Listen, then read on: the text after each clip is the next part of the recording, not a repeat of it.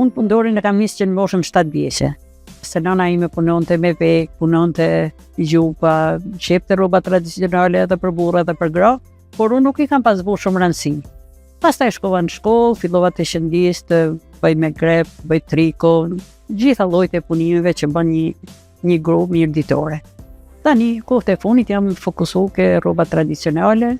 Në momenti që unë vendosa të merrem me rroba tradicionale, ishte kur unë dola pa punë dhe po mendosha se si ta gjej veten. E gjeta veten ke rroba tradicionale, fillova të bëj një kukull. Unë kam 35 vjet që merrem me to rroba tradicionale mirëditore.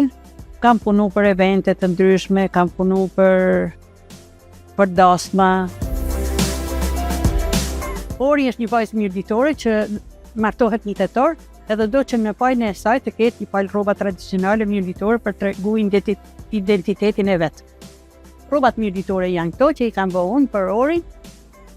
Veshja mirëditore ka sule strengla, gjerdan, gjyrkmishe, gjamadan, qemer, shamia, fund. Ka edhe shamit që vinë henjë këdurt edhe qërapet e brezit. Një veçanti janë qërapet që nusja i mbanë në brez edhe ju adhuron 2 nipave të vegjël kur shkon të burri i venë në preher 2 nipa të fisit ose të shpisë.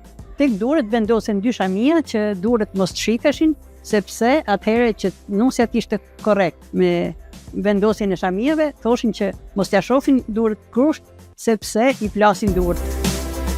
Kam bo mbi 700 kuklla me veshje tradicionale. Çdo veshje ka historinë e vet, si ajo që bëm sot për atë që donte ta kishte. Unë kam dëshirë që kjo jetë një vazhdimësi.